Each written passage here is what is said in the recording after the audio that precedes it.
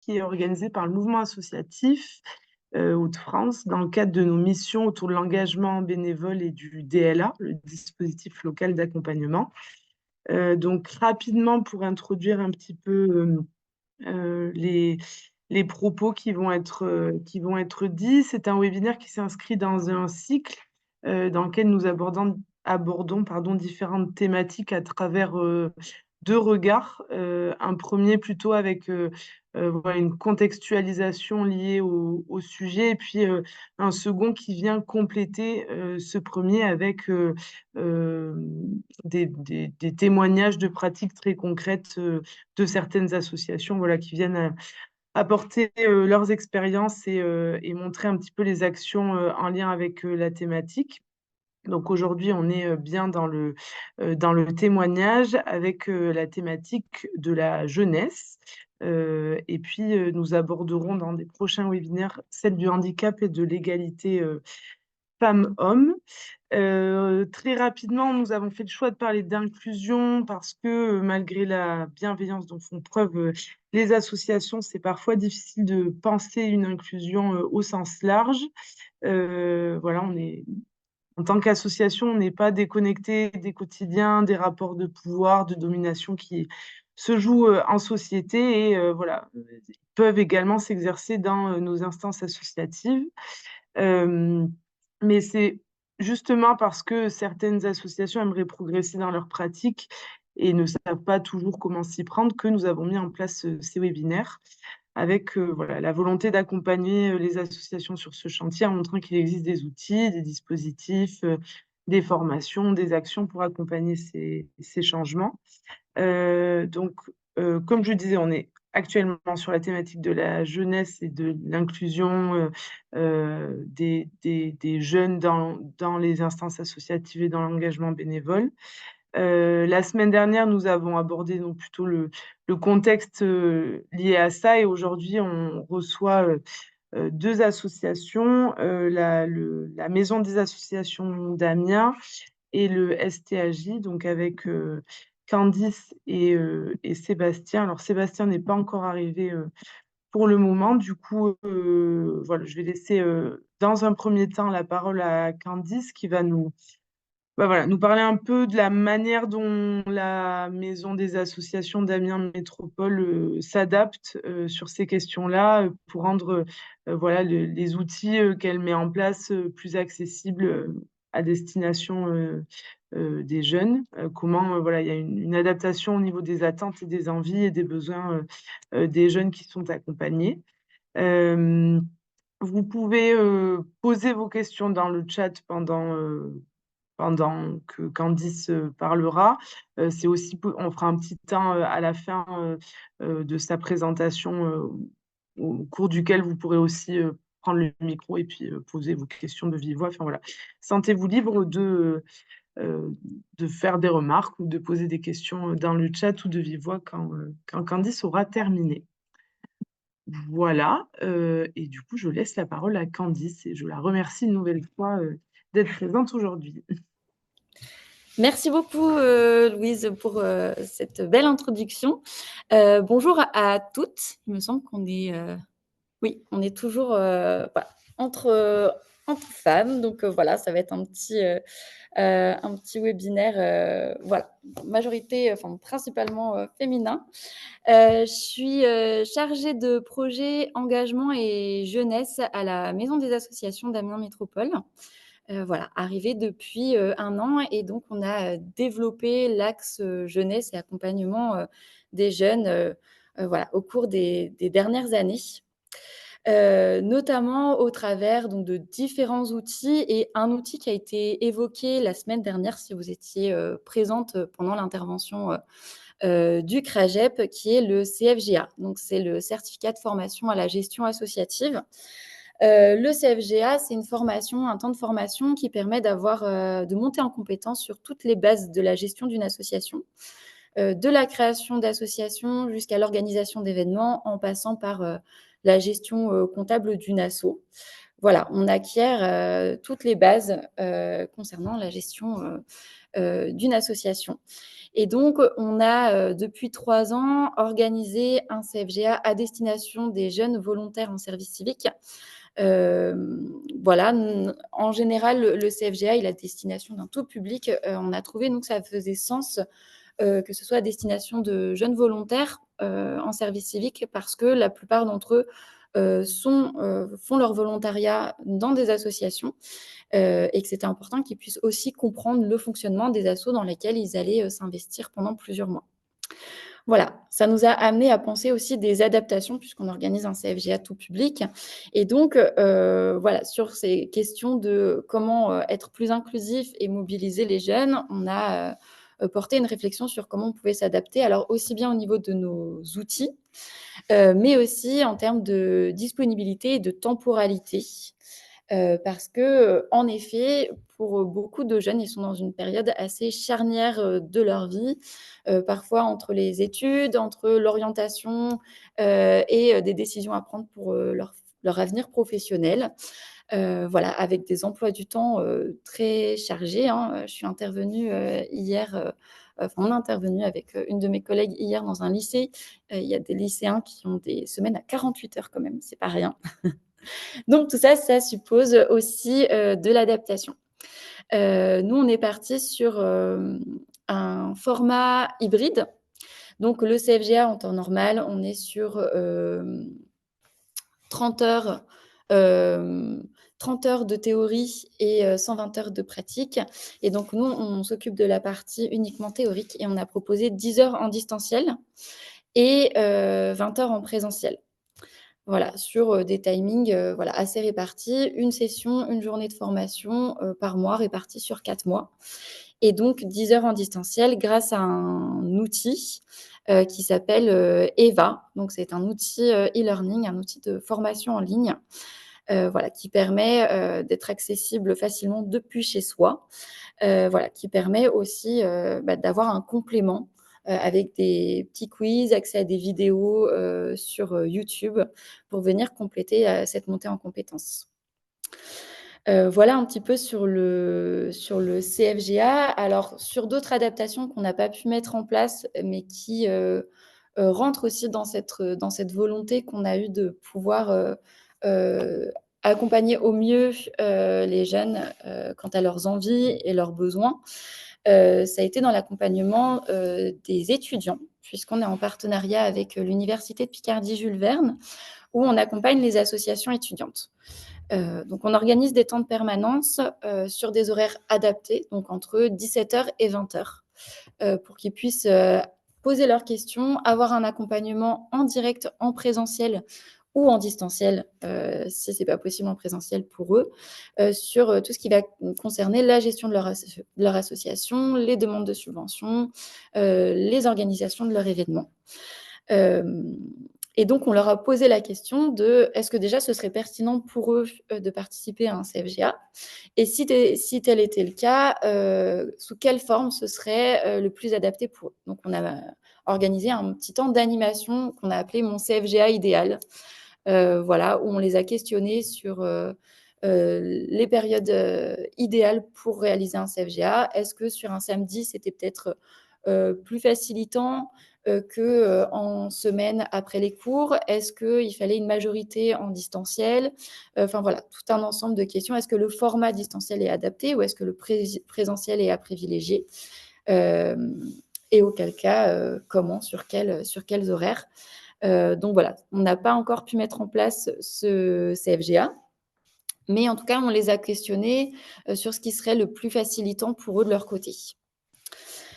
Voilà concernant en tout cas l'accès à la formation, ce que je peux dire sur le CFGA. Sur ce qu'on remarque nous et ce qu'on observe en tant qu'accompagnateur à la vie associative, notamment en accompagnant, les associations, c'est que, il y a pas forcément d'informations qui sont données ou d'adaptations. En tout cas, c'est pas toujours mis en place. Il y a des volontés, hein, qui sont portées, mais il y a aussi, des réalités d'associations, notamment, financières, hein, comment on accorde du temps à accompagner des bénévoles, par exemple, et des jeunes bénévoles ou des volontaires en service civique quand on doit gérer des demandes de subventions, organiser et gérer les projets, etc. Là, je voulais prendre un petit peu l'exemple de la FEV, une association qui nous a communiqué une fiche mission de bénévolat dans le cadre d'Agora, puisque à Agora, donc c'est le salon des associations qu'on organise à la MAM chaque année en septembre. Et donc, à cette occasion-là, on a un mur des petites annonces de bénévolat pour donner de la visibilité aux annonces des associations, parce que ce qui nous a été rapporté, c'est qu'il y avait un besoin de trouver des bénévoles.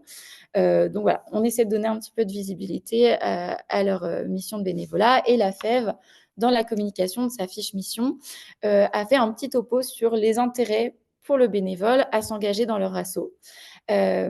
Donc, à titre d'exemple, là, ça va être plutôt de la lecture, mais pour reprendre et vous présenter un petit peu ce qu'ils ont mis. Vivre une expérience de bénévolat tout au long de sa mission, le bénévole est accompagné par une référente mentorat pour faire le point avec lui sur le déroulé de sa mission. Il faut savoir que le référent bénévolat, très souvent, c'est un jeune en service civique. Donc, c'est aussi une communication de jeune à jeune qui peut aussi rassurer. Et puis, le fait de savoir qu'on est accompagné, c'est aussi sécurisant dans la démarche de s'engager bénévolement, surtout pour les premiers engagements.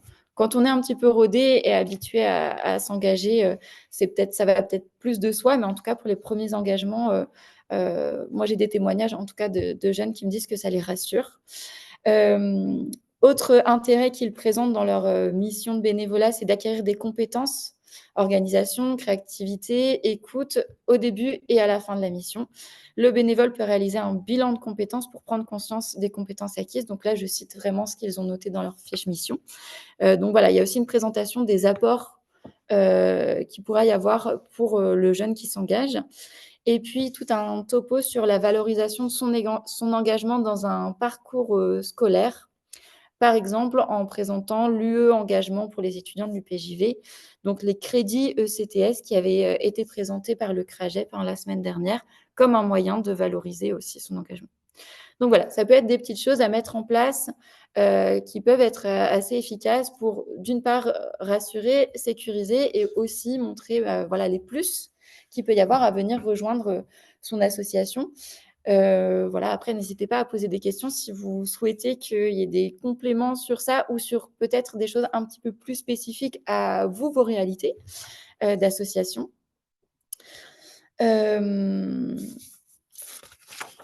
J'ai fait un petit topo là-dessus.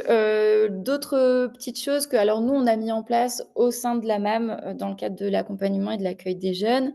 Ça a été beaucoup sur nos modes de communication. Alors, c'est assez récent. On essaie de s'adapter au niveau de la com, notamment en utilisant les réseaux sociaux qui parlent le plus aux jeunes. Très clairement, on va plus vraiment toucher des jeunes aujourd'hui sur Facebook. Donc, on a adapté, à titre d'exemple, j'ai créé mon compte Insta pro aujourd'hui, voilà, pour pouvoir communiquer plus facilement. Parfois, on met de côté un petit peu le cadre formel du mail pour passer plus sur des échanges messages sur Instagram. Ça facilite aussi un petit peu le contact. Sur d'autres outils autres que la communication, c'est l'outil Eva dont je vous ai parlé parce qu'il y a un côté facilitant. Alors, pas que pour les jeunes, mais effectivement, ça va parler facilement de se dire on a accès à un outil en ligne après les cours ou en dehors de notre service civique, par exemple. Je prends ces deux exemples-là parce que c'est ceux qui me parlent le plus. Et puis aussi, on a construit beaucoup de partenariats en lien avec des structures qui accompagnent et qui accueillent déjà des jeunes tout au long de l'année. Donc ça peut être dans un cadre scolaire, on a des temps de sensibilisation à l'engagement associatif dans des collèges, lycées. Là, pareil, alors on s'accorde aussi avec les établissements qui parfois réservent des créneaux sur le temps scolaire, donc c'est ultra facilitant, mais on s'adapte aussi sur d'autres créneaux horaires, entre midi et 2 par exemple, sur les temps de pause après repas. Voilà globalement, voilà un peu ce que j'ai en tête et ce qui me vient comme ça, mais n'hésitez pas à me poser des questions, peut-être que ça fera venir aussi d'autres idées, voilà, que ça viendra répondre à des questionnements que vous avez peut-être dans vos structures. Merci. Candice, est-ce que quelqu'un a, ou quelqu'une a une question, une remarque, un besoin de complément sur quelque chose? Bonjour. Bonjour. Bonjour.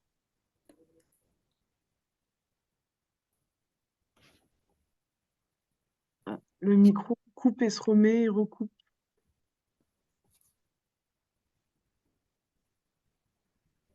Ça fonctionne? Oh, Alors, on te voit. vous m'entendez pas? Ah Si, bonjour, merci. Ok.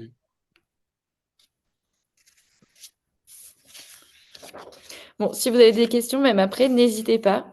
Je reste, disponible, et à votre écoute jusqu'à la fin de ce temps, de webinaire. Merci. merci beaucoup, Candice. Et ben maintenant, je vais laisser la parole à... Alors, il y a écrit Mehdi, mais c'est Sébastien du STAJ, si ça fonctionne, qui nous parle un peu de Oui, son oui, parcours. oui. Ah, je suis désolé, j'ai l'impression que des moments vous m'entendez pas. Je sais pas. Là, Mais on t'entend. ok, très bien. Oui, je suis désolé hein, pour le retard. J'ai un petit contretemps de transport. Donc oui, Eva, bah oui, forcément, j'étais en train d'écouter ce que tu disais, Claire, par rapport à la plateforme. En effet, nous-mêmes, on le recommande beaucoup pour le public qui vient pas directement en formation et qui est plus à l'aise à distance. Et le CFGA Jeune, moi j'ai fait le CFGA Jeune au tout début quand j'étais en service civique. Et c'est vrai que c'est un temps de formation justement dédié pendant une semaine qui est intéressant, hein. Franchement, moi ça m'a vraiment beaucoup plu. On peut approfondir des trucs qu'on voit pas habituellement sur les formations. Pendant les vacances scolaires, bah, moi ça m'a permis de suivre pendant une semaine beaucoup de formations et tout. C'était vraiment intéressant. Le CFGA jeune, et puis le fait que ce soit entre jeunes, sinon on l'avait aussi mis en place il y a quelques années, deux fois, avec, Douai, enfin le Douaisis et l'Avesnois, et on était avec des jeunes du Douaisis, du Cambrésis et de l'Avesnois. Et, et ouais, le fait d'être entre jeunes aussi, ça permet d'avoir du contenu et des réponses adaptées hein, par rapport à la vie associative. En tout cas, je voulais dire que c'était vraiment intéressant. Nous, on l'a mis en place deux fois, justement, avec les territoires que je viens de vous citer, deux fois où il y avait une dizaine de personnes. On s'arrangeait pour aller sur un petit peu tous les territoires. Moi, je vais parler des choses qu'on a mis en place pour parler de l'inclusion des jeunes dans la vie associative et dans l'engagement. On a un dispositif qui s'appelle Ado en Action, qui est financé par la CAF et en fait qu'on utilise pour pouvoir développer l'engagement des jeunes. C'est-à-dire que c'est un dispositif qui est un peu sur tous les territoires, qui finance les projets des jeunes de 12 à 17 ans. Dont les jeunes sont à l'initiative. Donc nous, on met un point d'honneur sur ce dispositif-là, à chaque fois les accompagner, les voir, échanger avec eux. Ça permet pour nous de voir où est-ce qu'ils en sont sur la notion de projet. Est-ce qu'ils ont déjà ils sont déjà initiés, ils connaissent un petit peu ou pas encore. Parce que ben forcément, un peu comme tout le monde, hein, quand on n'est pas initié à la notion de projet, ben, il faut l'être. Du coup, on porte vraiment une attention à ça. Ça veut dire qu'on les reçoit, on discute avec eux du projet, on voit s'ils ont déjà mis en place des choses pour formaliser leur projet, si c'est clair, si c'est pas clair. Et s'il y a besoin de les aider sur la notion de projet, on le fait. C'est-à-dire que à partir de l'échange, on essaye de creuser et puis ben, on peut en venir petit à petit au dossier à remplir, au budget. Donc voilà, il y a tout un travail avec les jeunes sur la rédaction de projet, sur la rédaction de budget, qui se passe toujours très bien, hein. Même avant, on le faisait à partir de 11 ans, on avait des jeunes de 11 ans, et une fois on s'en rend compte, une fois qu'ils ont acquéri cette notion de projet, ils sont en capacité de rédiger un projet, Et puis souvent, ça les intéresse et ils vont plus loin. Ils sont en capacité de demander des subventions, de formaliser leur projet. Ça facilite les choses parce qu'après, quand on veut déclarer une association, quand on veut faire financer ses projets, ben, une fois qu'on a mis le pied dans la notion de projet, de demander une subvention, ben après, vous le savez, hein, comme moi, les gens qui l'ont déjà fait sont toujours plus à l'aise et ils ont tendance à revenir plus facilement et à développer des nouveaux projets. Nous, on met en avant vraiment la démarche de l'éducation populaire, pas pour faire beau, hein, mais vraiment parce qu'on se rend compte que c'est utile. Et il y a aussi un travail avec les éducateurs et les animateurs de leur faire comprendre que ben, les jeunes, ils sont en capacité d'écrire un projet et de faire un budget. Parce qu'ils pensent que c'est leur travail, ils ont peur de perdre leur travail en apprenant aux jeunes à le faire. Nous, on est là pour leur dire, ben, apprenez-le à le faire directement, le budget, en le faisant avec eux directement, un peu comme vous pouvez le faire quand vous êtes tout seul, faites-le avec eux. Et on remarque que sur certains projets, que les jeunes, ils sont en capacité de monter un projet et de l'écrire et de faire une demande de subvention de A à Z. Euh, c'est souvent quand je vois des nouveaux, comment dire, des éducateurs ou des animateurs qui n'ont pas l'habitude de travailler par rapport aux jeunes. Pour eux, l'inclusion des jeunes, c'est les faire venir dans un projet, les faire partir et les faire revenir. Moi, j'ai tendance à penser, on a tendance à penser avec nos collègues que l'inclusion des jeunes, c'est aussi leur apprendre à pouvoir écrire un dossier, à pouvoir faire un budget. Et là, on a des jeunes parmi ceux qui partent, ils ont déjà déposé quelques projets. Ils sont en capacité de monter un projet tout seul et de faire un budget tout seul. Ça veut dire que l'animateur dans la structure, lui, il vient avec les chiffres de la structure et puis ils font tout seul. C'est-à-dire que lui, des moments, il n'est pas tout le temps au courant de tout ce qui se passe. Et ça montre que ben, là, les jeunes qui viennent d'arriver, qui ont 12 ans, ben, ils leur ont montré comment faire un projet. Ben, parce que le dossier de demande de subvention, il est quand même adapté.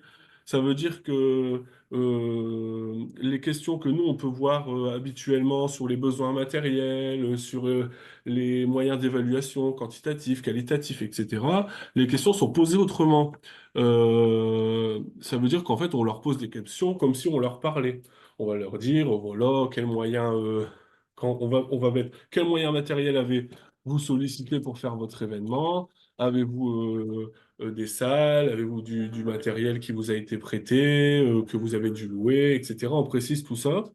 Et en fait, ça fait un peu une passerelle vers les dossiers que nous, on connaît, qui sont avec un jargon purement technique, qui peuvent faire un peu peur, hein, on le voit avec les associations qui n'ont jamais demandé, même des personnes âgées, hein, ça n'a rien à voir. Ben là, eux, ils sont déjà initiés à ça. Ils sont déjà passés devant une commission, ils ont déjà fait un projet, ils ont déjà monté un budget. Une fois qu'ils ont fait ça, ils sont à l'aise pour faire tout ça. Donc c'est Ado en Action. C'est la CAF qui finance ça. Et nous, on a décidé d'utiliser ce dispositif-là, ben, l'appât de l'argent, pour pouvoir les initier comment dire, à la démarche de projet. Et puis, en fait, quand on voit j'ai vu déjà plusieurs jeunes qui avaient déjà sollicité ça dans les années précédentes, qui se créent en association. Ils sont beaucoup plus à l'aise, hein, franchement, ne serait-ce que le fait de parler devant une commission, ben, quand il faut après aller voir le maire, aller voir les partenaires, les fondations, ben, eux, ils sont plus à l'aise. Donc voilà ce travail donc, sur Ado en Action. Ça existait avant moi, hein, simplement, nous, on a fait un travail d'accompagnement des animateurs, on le fait toujours, des éducateurs. Et nous, on essaie de valoriser aussi les jeunes. Quand on voit qu'ils sont déjà bien engagés dans cette démarche de projet, maintenant, on les intègre directement dans les commissions. Donc, ils sont avec les professionnels, ça change tout le temps, les jeunes. Ils sont avec les professionnels et ils donnent aussi leur avis.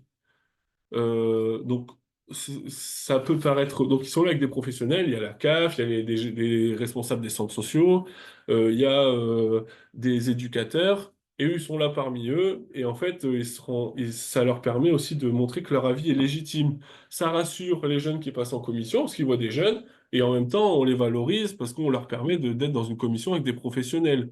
Et des fois, on se rend compte que ben, leur avis est bien, des fois plus écouté que certains professionnels qui, des fois, sont plus, des fois, ont pas la même représentation que les jeunes eux-mêmes.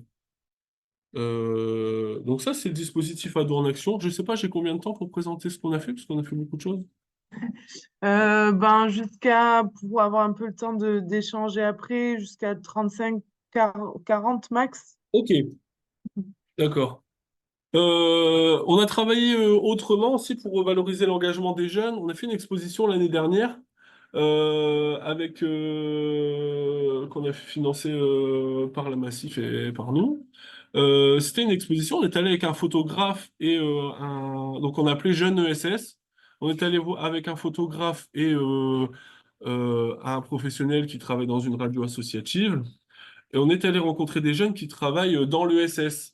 Donc, on s'est dit jeunes jusqu'à une trentaine d'années, qui travaillent dans l'ESS et qui ont mis eux-mêmes en application, en action des projets dans l'ESS. Donc, il y en a un, il va voir les dépôts sauvages en forêt. Il y en a, ils font de la récupération pour, ils ont créé une entreprise où ils récupèrent des objets pour donner à des associations. Il y en a qui sont engagés, il y a des éducateurs. Il y a une dizaine de portraits. On est allé les rencontrer, on les a interviewés. C'est disponible. En fait, l'exposition, c'est sur des roll-up. Donc, on peut la transporter un petit peu partout, on peut la mettre à disposition. Et sur chaque photo, il y a un QR code qui permet d'écouter l'enregistrement qui a été fait par la radio. Voilà, donc en fait, on essaie de mettre en avant des choses des engagements qui sortent un peu de ce qu'on peut voir habituellement. La culture, le sport, en général, on a essayé d'aller au-delà. Il n'y a ni culture ni sport. On est vraiment sur des engagements qui sortent de la culture et du sport, comme on peut voir habituellement. Voilà, donc ça, c'est disponible, hein. Si jamais vous voulez qu'on vous la prête, on peut vous la prêter, il n'y a pas de souci. Vous pouvez me le retrouver sur Internet et sur le site. Euh, Concernant les formations de bénévoles, je réponds par rapport à ce que tu as dit avant et peut-être ce qui sera dit après, je ne sais pas. Nous, on a mis en place des formations de bénévoles spéciales pour les étudiants de l'université. Donc, on a mis en place un dispositif, comment ça s'appelle, un partenariat avec euh, l'université du Hainaut, comment ça s'appelle, Valenciennes, Cambrai-Maubeuge, qui est là à Valenciennes. Et en fait, on fait des formations tous les ans à destination spécialement des dirigeants des associations étudiantes. Pourquoi? Parce qu'on s'est rendu compte que bah, les assos étudiantes, ils n'allaient pas à nos formations habituelles et qu'en fait, ils ont un fonctionnement et des besoins assez particuliers. Donc, ça fait quelques années que Mehdi a mis en place Donc, j'ai repris ça voilà, il y a 2 ans. Et maintenant, on fait les formations directement dans l'université, dans une salle de l'université. L'université, elle, invite toutes les associations étudiantes et les nouveaux dirigeants. Ça permet d'être formés sur les demandes de subventions, d'aller chercher des autres financements, d'essayer de sortir un petit peu de l'université. Aussi souvent, c'est qu'il y a un turnover très important dans les associations étudiantes. C'est-à-dire que tous les 2 ans, c'est des nouveaux dirigeants, et tous les 2 ans, il faut former les nouveaux dirigeants. Donc bah là, maintenant, je commence à connaître les associations et à avoir des dirigeants. Je suis peut-être au troisième ou quatrième dirigeant, mais bon, des moments comme ça change très souvent. Et il y a tout le temps ce besoin de formation, et du coup, ce partenariat avec l'Université Polytechnique de Haute-France voilà, permet de toucher ce, ce public d'étudiants qu'on n'arrive pas à toucher autrement, en fait. On n'arrive pas à toucher autrement. En fait, on s'est rendu compte qu'il fallait aller à l'université pour toucher les étudiants. Il y a quelques années, donc il y a 2 ans, on a fait un événement pour promouvoir le service civique auprès des étudiants. Donc en fait, on avait travaillé avec des structures qui avait proposé des missions de service civique que pour les étudiants. Donc nous, on avait accompagné les structures. Mehdi est allé rencontrer les porteurs de projets en disant, voilà, vous voulez proposer une mission de service civique, pourquoi pas l'adapter aux étudiants, en réduisant le temps, en voyant pour les horaires, etc. Et on avait fait un forum qui était en bas de la résidence universitaire la plus grosse de Valenciennes. Et puis, on avait fait un forum où ils pouvaient venir voir les porteurs de projets, justement pour avoir leur mission de service civique. Donc, quasiment toutes les missions ont été promus. Et c'est toujours dans cette démarche de on veut toucher les étudiants, bah, on doit aller à l'université pour pouvoir toucher les étudiants. Je pense que bah là, il est 35. Euh, je sais pas si. Non, moi, je pense que On c'est va tout. peut-être faire une petite pause s'il y a des questions, Vous avez des questions par rapport à tout ce que j'ai énoncé? des remarques. Euh, bon, ben, je me lance et peut-être que ça donnera des idées. Donc, c'est une question qui s'adresse à vous deux. Vous avez tous les deux mis en avant euh, j'ai l'impression, des leviers qui facilitent, enfin, qui peuvent faciliter l'engagement des jeunes. Toi, Candice, tu as pas mal parlé du fait de s'adapter au temps, qui est, voilà, qui peut être contraint pour ces personnes-là. Toi, Sébastien, j'ai l'impression que tu as pas mal parlé de la confiance qu'il faut aussi accorder à un moment donné aux jeunes quand on parle de projet. Enfin, voilà, le tout, c'est de s'adapter au public qu'on a en face de soi. Est-ce qu'il y a d'autres choses pour vous, s'il y avait, je sais pas, une ou deux choses sur lesquelles, en tant qu'accompagnateur des jeunes, qu'acteur, actrice de la vie associative, des points sur lesquels il faut être vigilant particulièrement auprès de ce public-là, quand on veut mener des choses, quand on veut monter des choses, etc. Est-ce que vous voyez voilà, un ou deux autres points sur lesquels on se doit d'être vigilant pour accompagner les jeunes dans la vie Ah, associative? oui, il y a un point déjà, il y a les structures qui des fois utilisent les jeunes pour pouvoir aller chercher de l'argent, pour pouvoir aller chercher des nouveaux projets en faisant croire qu'ils sont au cœur des projets. Euh, c'est un point sur ben, lequel on fait attention et ces jeunes-là, on essaie de les récupérer en les autonomisant et leur faisant comprendre que mettre en place un projet, c'est aussi prendre des décisions et pas suivre les volontés des adultes. Et il y a aussi un point en 2 secondes. Je pense que vraiment, il faut pour toucher les jeunes, ce que j'ai retenu, c'est qu'il faut aller les chercher là où ils sont et repérer où est leur lieu de vie. Donc là, on a les jeunes de 12 à 17 ans qui sont des mineurs. Si on veut les toucher, on est obligé d'aller dans les clubs sportifs où ils vont naturellement, d'aller dans les collèges ou d'aller voir les éducs de rue. Et si on veut toucher les étudiants, ben, on doit aller à l'université, dans les résidences étudiantes. C'est vraiment le point, si on veut toucher les jeunes qui ont des idées et qui n'ont pas forcément osé les mettre en place ou qui n'ont pas les compétences, ce que j'ai retenu, c'est qu'il faut vraiment aller là où ils sont et pas leur demander de venir. Il y a plein de projets qui ont été montés par même des structures régionales et locales où ils ont mis des super projets à destination des jeunes, où il y avait des départs à l'étranger, etc. Où ils ont fait passer l'information en disant aux jeunes, bah venez, voilà, super, vous prenez à l'étranger gratuitement, là-bas vous ferez des petits projets, etc. Et ça ne marche pas, ça n'a jamais marché la plupart du temps, parce que c'est soit on va les toucher là où ils sont, et on les a, soit on leur demande de venir et ils viennent pas. C'est mon point de vue. Oui, Sébastien, ça fait complètement écho ce que tu dis sur, alors effectivement, l'aspect aller vers les jeunes. Bon, il y a aussi cette idée que ça prend du temps. Euh, quand on a voulu développer le partenariat avec l'UPJV, on n'a pas tout de suite été identifié. Ça a pris j'étais pas encore arrivée à la MAM, mais ça a pris au moins 2 ans avant d'être vraiment identifié comme accompagnateur à la vie associative, comme interlocuteur aussi, qui pouvait être présent et se rendre présent auprès des associations étudiantes pour répondre à leurs questions. Et il a fallu effectivement aller sur place. On a des temps de permanence directement dans certains pôles universitaires de l'université. Et petit à petit, on a pu être identifié et les étudiants aussi ont pu venir dans nos locaux, notamment dans le cadre de formations spécifiquement dédiées aux étudiants. Il y a ce point-là. Et pour rebondir aussi sur ce que tu disais sur la confiance, je trouve que c'est ultra important, et notamment sur l'écoute et donner une place, et je dirais même laisser la place. Ce qu'on observe parfois dans les assos, c'est que, alors, sur le côté plutôt bénévolat, engagement, ce que j'ai pu observer, c'est qu'il y a beaucoup d'associations qui disent qu'elles recherchent des bénévoles, et notamment des jeunes, parce que voilà, ils ont envie de rajeunir un petit peu les membres de l'association, au sein du CA, parfois de la gouvernance.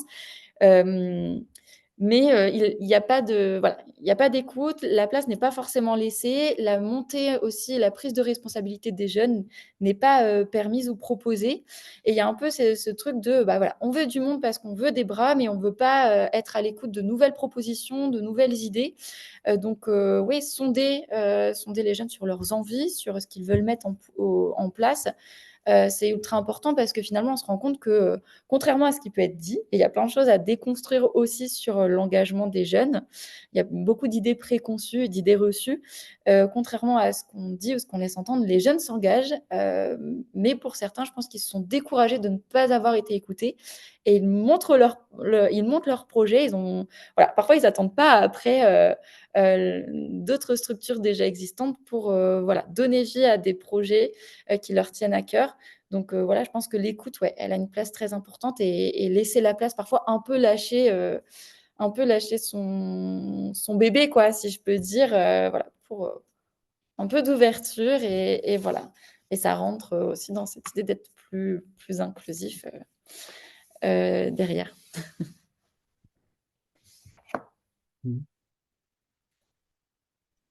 Merci beaucoup. Est-ce que quelqu'un veut réagir à tout ça, témoigner ou... Mais moi, j'ai une petite question et un témoignage en retour par rapport à ce que tu dis, Candice, sur le fait de laisser la place. Euh, Laisser la place, c'est aussi accepter d'être remis en question. Et ça peut être aussi très compliqué, mais du coup, c'est aussi quelque chose sur lequel qu'il faut pouvoir discuter avant pour dire il y aura peut-être un choc générationnel ou une remise en question forte de manière de faire ou de manière d'échanger ou de conduire des réunions, de dire mais pourquoi vous utilisez le mail, enfin, plein de choses qui peuvent être remises en question. Et il faut l'accepter et se préparer à ça parce que parfois, ça peut être un petit peu dur. Et après, j'avais une question pour Sébastien. Est-ce que du coup, avec Ados en Action, vous avez eu des ados qui, après leur projet, en fait, sont restés plus ou moins près du STAJ et ont commencé à faire des choses pour le STAJ, enfin vraiment pas que pour eux ou que pour leur projet, mais en général, se sont engagés au sein de l'asso. Nous, on n'a pas tellement vocation à garder les projets des jeunes pour nous. Souvent, enfin, on pourrait le faire, hein, surtout dans les villages, mais en fait, ce qui se passe souvent, c'est surtout, ils se rapprochent ils utilisent les structures qu'ils ont autour de chez eux, mais plus seulement pour participer aux activités, mais en tant que structure porteuse de leur projet. Je pense, on a des EVS. Je vois un EVS et par exemple, je pense il y a une ville pas loin de chez nous qui est brûlée sur l'Escaut où il y a un espace de vie sociale là-bas où les jeunes au début comment dire, c'est une association qui a été montée par les gens du quartier pour faire des activités pour les gens du quartier. Et en fait, il y avait des jeunes qui se réunissaient dans les locaux parce que ils étaient plus dans les locaux que chez eux, un peu comme à l'Alpe, hein, qui aujourd'hui ont décidé de monter leur propre projet. Donc il y a quelques années, ils ont décidé de monter leur propre projet. Il y en a qui ont grandi, qui ont maintenant l'âge d'être animateurs. Et en fait, c'est ceux que maintenant je retrouve, les animateurs, là, donc c'était il y a pas longtemps, donc c'était en début 2019 quand je suis arrivé. Donc eux maintenant, c'est les animateurs qui sont là et qui ont mis des projets pour faire monter en compétence les jeunes qui arrivent et pour les initier à la méthodologie de projet. Donc l'autre, il y en a un qui a 16 ans, l'autre qui a 17 ans et les autres qui doivent avoir 14 ans, 15 ans. Et ils reçoivent les jeunes de 11 et 17 ans, là, j'ai vu hein, par eux-mêmes. Et ils sont là, alors en montant, bah voilà, où est-ce que ça en est votre projet? Peut-être vous pourrez chercher des subventions, etc. Ils sont allés voir le délégué du préfet bah, eux-mêmes, entre eux. En fait, les 15, 16 ans sont devenus, entre guillemets, enfin, des animateurs pour les petits, des guides, quoi. Ils se raccrochent pas forcément au STAJ. Alors nous, on les voit toujours bah, parce que ils sont quand même reconnaissants qu'on les ait un peu émancipés. Je peux pas, c'est un peu un grand mot, mais moi, là, j'ai repris le dispositif en juillet 2023. Avant, je faisais partie de la commission. Depuis ce temps-là, ben, les jeunes qui ont commencé à monter des projets ou que j'avais déjà un peu suivi avant, que je connaissais déjà avant, ben, régulièrement, on se parle, ils nous invitent tout le temps quand ils organisent des trucs. Ça crée forcément un lien. Eux, ils sont reconnaissants, quoi. Ils sont reconnaissants. Là, j'ai accompagné une structure, enfin, le CAPEP, donc qui est une grosse structure d'accompagnement sur le Valenciennois. Il y avait des jeunes qui ont monté, donc quand j'ai repris directement, des jeunes qui ont monté un projet qui était accompagné par un éducateur qui n'était pas du tout émancipateur, parce qu'on leur apprend pas ça, qui sortaient de l'école, aux jeunes. Et en fait, moi, je suis arrivé avec les jeunes et je leur ai dit, bah, venez, on va faire le budget ensemble. Alors, ils étaient un peu mal à l'aise parce qu'ils avaient fait leur budget, etc. Mais en fait, ils se sont rendus compte au bout d'une heure que ben, les jeunes étaient capables de le faire eux-mêmes. Ça, au début, c'était un petit peu mal à l'aise, hein, tant pis. Et là, bah, forcément, j'ai gardé le lien déjà un peu avec eux. Je continuerai à le garder. Ouais, je pense que des fois, c'est aller au-delà aussi des petits vieux, enfin, des petits vieux, attention, hein, je veux vraiment pas être médisant, mais qui ont du mal à lâcher leur place parce que ça fait 20 ans, 30 ans qu'ils font ça. Ils sont là, ils se disent, bah ouais, mais c'est mon bébé, je peux pas refiler ça à des gens qui vont sur TikTok. Et, et c'est difficile des moments de discuter avec eux pour essayer de leur faire comprendre que bah, ces jeunes-là, ils ont envie de s'engager. Ils ont peut-être déjà mis en place des projets. Ils sont allés en Espagne pour faire des échanges internationaux, pour aller faire de l'humanitaire dans des pays maghrébins. Ils sont en capacité de reprendre votre association dans quelques années sans aucun problème. À vous de les accompagner. Ah, c'est dur, hein, franchement. C'est un travail d'échange, je pense. Après, j'ai peut-être été plus loin que la question que tu m'as posée, mais j'espère y avoir répondu.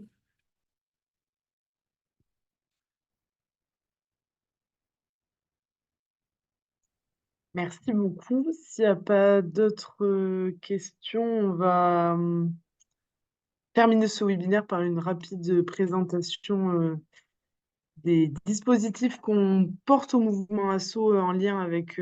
bah, il y en a que vous avez déjà entendu, notamment sur la formation des bénévoles, mais voilà, vous présenter en une petite minute ce qui est porté au sein du mouvement associatif. Et je laisse du coup la parole à ma collègue Claire Collet. Donc, du coup, moi, je représente un dispositif qui s'appelle le DLA, qui est un dispositif d'accompagnement public et gratuit. Je pense que si vous êtes habitué des webinaires qu'on fait, cette slide-là, vous l'avez déjà vu quelques fois. Mais juste pour vous dire rapidement qu'on accompagne gratuitement les associations employeuses sur plein de sujets différents, notamment les questions de gouvernance. Donc, on n'a pas de spécificité sur l'engagement des jeunes, mais on a des outils qu'on peut toujours adapter, qu'on peut toujours vous présenter.